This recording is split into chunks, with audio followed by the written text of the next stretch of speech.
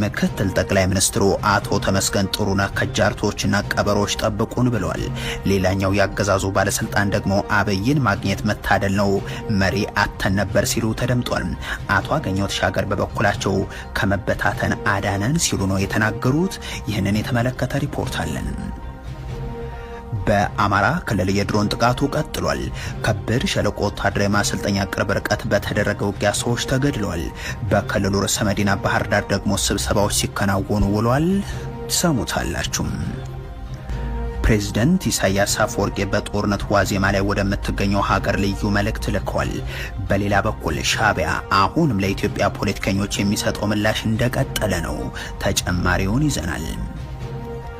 በትግራይ ክልል ያለው የፖለቲካ ቀውስ በመገናኛ ብዙሃን ላይም ተጽዕኖ ማሳረፉ ተነገረም። አመራሩ በጣቢያው ላይ የባንክ ሂሳቡ እንዲታገድ የጻፉት ደብዳቤን ጨምሮ ለወራት የዘለቀው የሹምሽር ውዝግብ ደግሞ የዚህ መገለጫ ተደርጓል። ከዚህ ጋር በተያያዘ የምትሰሙት መረጃም ይኖራል።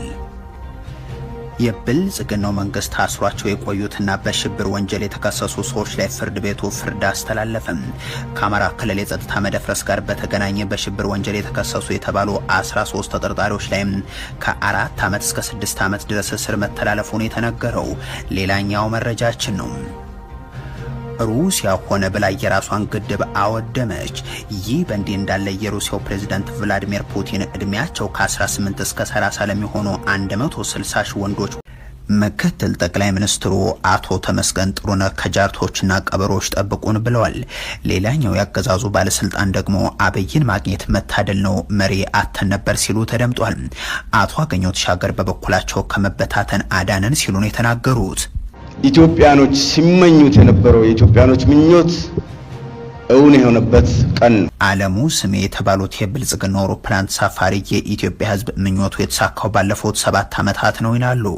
የኢትዮጵያ ሕዝብ ምኞት መገደል፣ መሳደድ፣ መደህየት፣ መታለል ከነበረ በእርግጥም እኒሹም ልክ ናቸው። እውነታው ግን ኢትዮጵያ ከ70 ዓመታት በላይ የከበዱ 7 ዓመታትን ያሳለፈች መሆኑ ነው። በኢትዮጵያ ምናልባትም በዓለም ታሪክ የሀገሪቱ መሪም በራሱ ዜጋ ላይ ጦር ሰብቆ ሚሊዮን የገደለው በዚህ 7 ዓመት ነው። የማያባራ ጦርነት፣ ተነግሮ የማያልቅ የዜጎች ሰቆቃ፣ የመሪዎች ቅጥፈትና ክህደት ባለፉት 7 ዓመታት የታዩ ክስተቶችም ነበሩ። እንዲያም ሆኖ ዛሬ 7 ዓመት የደፈነው የለውጥ ብሎ ራሱን የሚገልጸው የነውጥ ስርዓት ለመጣበት ዕለት ብልጽግናው በተለይም በኦሮሚያ ክልል ሰልፍ ሲያካሂዱ ውሏል። ማደግ ከ4 ኪሎ በ4 ኪሎ ሜትር ራዲየስ ዙሪያ ያሉ መንገዶች ላይ ደማቅ አምፖል መደርደር አሊያም ጅማና አርባ ምንጭ በብስክሌት መንቀሳቀስ የሚመስላቸው የብልጽግናው ሰዎችም የ7 ዓመት ትሩፋት የሚል ሪፖርት በማቅረብ ላይ ተጠምዷል።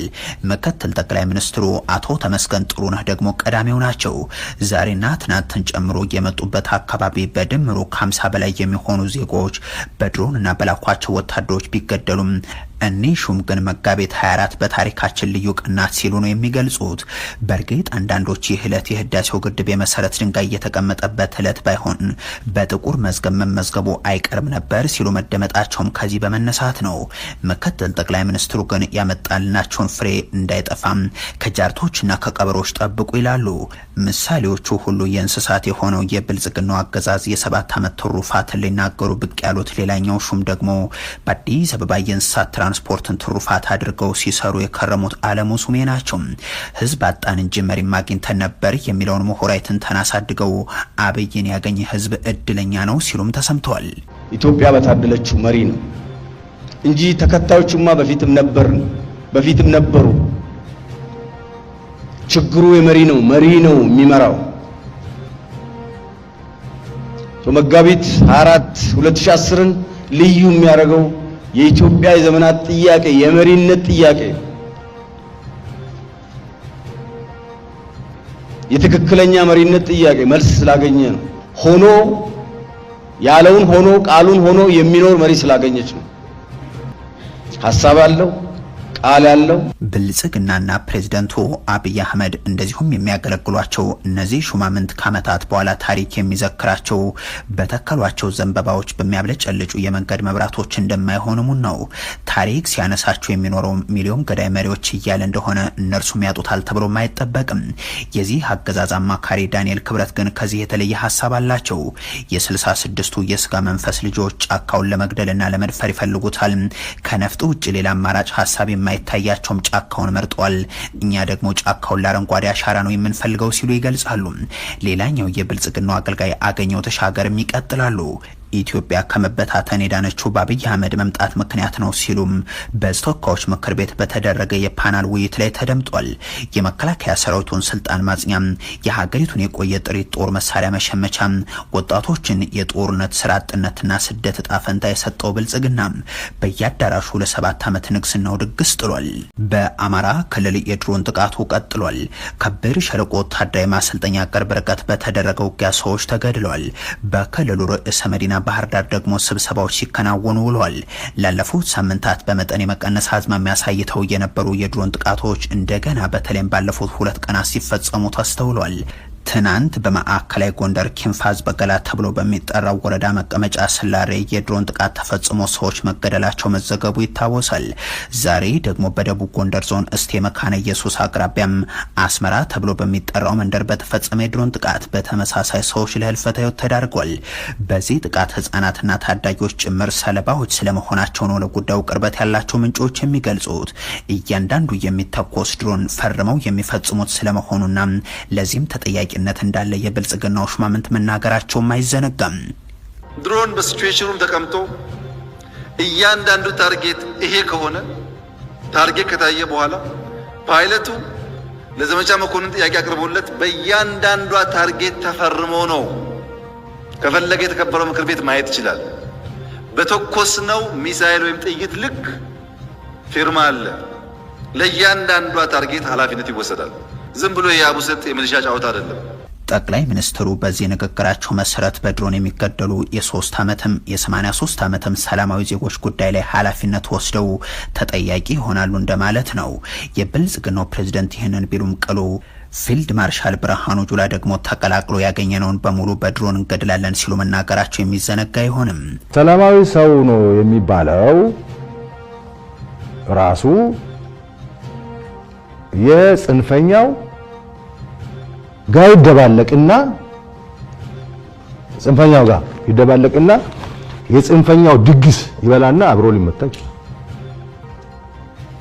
ማን ወሰደው እዛ ካልከኝ እኛ ጠላት እዛ መኖሩን ነው እንጂ ድግስ ሊበላ ሄደ ሲቪል ሰው እዛ አለ የለም በሚል ማጣራት እንጂ እንዲህ እየተባባሉ የራሳቸውን ዜጋ እየገደሉ የቀጠሉት የሀገሪቱ መሪዎችና የሰራዊቱ አዛዦች ያሰማሩት እግረኛ ወታደር ደግሞም ከሰሞኑ በጎጃም ብራቃት የፈጸመው የበርካቶች መነጋገሪያ ነበርም። በአካባቢው የተገደሉ ነዋሪዎች የቀብር ስነስርዓት ትናንትና ዛሬ በብራቃት መድኃኔዓለምና በጋፊት ገብርኤል እንደዚሁም በሌሎችም አቅራቢያ ባሉ አብያተ ክርስቲያናት እየተፈጸመ ነው የዋለው። በክልሉ አሁንም ውጊያዎች ተደርገው በተፋላሚዎች ላይ የሚደርሰው ጉዳትም እንደቀጠለ ይገኛል። ከሰሞኑ የክልሉ መንግስት በርካታ የአድማ ብተና አባላትን አሰልጥኖ እንዳስመረቀ ያሳወቀበት የብር ሸለቆ ወታደራዊ ማሰልጠኛ ቅርብ ርቀት ክኒሊክ ተብሎ በሚጠራ አካባቢ በተደረገ የተኩስ ልውውጥ በቁጥር በውል ያልታወቁ ኃይሎች ተገድለዋል። በደሴ ከተማ ደግሞ አንድ የፖሊስ አባል ነዋሪዎች ላይ ተኩሶ ህይወት መጥፋቱ ተሰምቷል። በከተማ ፖሊስ መቃኛ አካባቢ የደሴ ከተማ ሁለተኛ ፖሊስ ጣቢያ አባል በተመደበበት የቀጠና ሴንተር መኖሪያ አቅራቢያ የነበሩም 2 ነዋሪዎች ላይ ተኩስ ከፍቶ አንደኛው ተገድለዋል። በክልሉ ርዕሰ መዲና ባህር ዳር ደግሞ የብልጽግናው ስብሰባዎች እየተደረጉ ናቸው። የውጭ ጉዳይ ሚኒስትሩ በተገኙበትና የዞን አመራሮች በተጠሩበት የሚደረገው ስብሰባና የምክክር ኮሚሽኑ ጠራው የተባለው ተመሳሳይ ስብሰባ ፕሬዝዳንት ኢሳያስ አፈወርቂ በጦርነቱ ዋዜማ ላይ ወደምትገኘው ሀገር ልዩ መልእክት ልከዋል። በሌላ በኩል ሻዕቢያ አሁንም ለኢትዮጵያ ፖለቲከኞች የሚሰጠውን ምላሽ አጠናክሮ ቀጥሏል። በአፍሪካ ቀንድ የትርምስ አጀንዳዎች ላይ ሁሉ ስማቸው አብሮ ይነሳ የነበሩት ፕሬዝዳንት ኢሳያስ አፈወርቂ ከቅርብ ዓመታት ወዲህ ግን ለወዳጅነት የሚጠሩ ሆነው ተስተውሏል። የብልጽግናው አገዛዝ ኢትዮጵያ በጎረቤቶቿ ላይ የነበራትን አዎንታዊ ተጽዕኖ ማሳጣቱ ያስከተለው ዲፕሎማሲያዊ ኪሳራ ደግሞ ለዚህ አንዱና ዋነኛው ምክንያት ነው። ሶማሊያ ከብልጽግናው አገዛዝ ጋር ንትርክ ውስጥ በገባችበት ሰሞን አስመራን ሁነኛ አጋሯ ማድረጓ ይታወሳል። ፕሬዝዳንት ኢሳያስ አፈወርቂ የሶማሊያ ወታደሮችን እንደሚያሰለጥኑም ይታወቃል። የሱዳን ጦር የአስመራው መንግስት በይፋ ሁነኛ አጋሩ መሆኑን ደጋግሞ ያነሳው ጉዳይ ነው። ኬንያን ብትሆን ፕሬዝዳንቷ ልኡካን ወደ አስመራ ልካም በመንገዶቿ ላይ የእግር ጉዞም አድርገው በኤምባሲው ላይ ተነጋግረው መመለሳቸው የተዘገበው ከወራት በፊት ነው። ከሰሞኑ ደግሞ ዳግም ወደ እርስ በርስ ጦርነት ለመግባት ቋፍ ላይ ናት በሚል እየተገለጸች የምትገኘው ደቡብ ሱዳን ጥያቄዋን ወደ ፕሬዝዳንት ኢሳያስ አፈወርቂ ልካ ነበር። ግጭት ጠማቂው ቀጠና ተራማሹ ፕሬዝዳንት ኢሳያስም በጥሪው መሰረት የቅርብ አማካሪያቸውን የማነ ገብረአብን ወደ ጁባ ልከዋል። ምክትላቸውን ያሰሩት ሬክ ማቻርም ተቀብለው አነጋግሯቸዋል። በጤና እክል ምክንያት ከመድረኮች ርቀው የከረሙት የማነ ገብረአብም የፕሬዝዳንት ኢሳያስን መልእክትን አድርሰዋል። ፕሬዝዳንት ሳልቫኪርም ኢሳያስን ወንድሜ በሚል ገልጸው አጻፋውን መልሰዋል። የብልጽግናው ሰዎች ደግሞ ከተገለሉበት አውጥተው ለዓለም አደባባይ ያበቁት ሻቢያ ጋር የጦርነት ውረድ እንውረድ ፉክክር ውስጥ ናቸው። የማስታወቂያ ሚኒስትሩን ጨምሮ የሻቢያው ሰዎችም የኢትዮጵያ ፖለቲከኞችን ድንክ አሳማ ወዘተ እያሉ ማንቋሸሻቸውን ገፍተውበታል። አቶ የማነ ገብረ መስቀል አንድ ራሳቸውን በዶክተር ማዕረግ ያስቀመጡ የኢትዮጵያ ፖለቲከኛን ጠቅሰው ይህ ሰው ስለ ኤርትራ ተራ ነገር በየቀኑ ይጽፋል፣ ተስፋለኝ ዶክተር ነኝ ባለበት ሙያው እንደዚህ ተራ ሳይሆን ጥሩ እንደሚሆን የሚል ስላቅም አስቀምጠዋል። በትግራይ ክልል ያለው የፖለቲካ ቀውስ በመገናኛ ብዙሃን ላይ ተጽዕኖ ማሳረፉ ተነገረም። አመራሩ በጣቢያው ላይ የባንክ ሂሳቡ እንዲታገድ የጻፉት ደብዳቤን ጨምሮ ለወራት የዘለቀው ሹምሽር ደግሞ የዚህ መገለጫ ተደርጓል። በእርግጥ ለወራት ሰጣ ገባ ውስጥ የነበረው የትግራይ የፖለቲካ አመራርን ከሁለቱም ወገን ሀሳቦችን በቀጥታ ጭምር በማቅረብ በኢትዮጵያ ሌላው አካባቢ ባልታየ ሁኔታ ሲያስተናግዱ ተስተውሏል። የትግራይ የመገናኛ ብዙሃን እንዲያም ሆኖ በሁለቱ የፖለቲካ ቡድኖች የተለያየ አመራር እየተመ ደበ ሲፈተኑ ቆይቷል።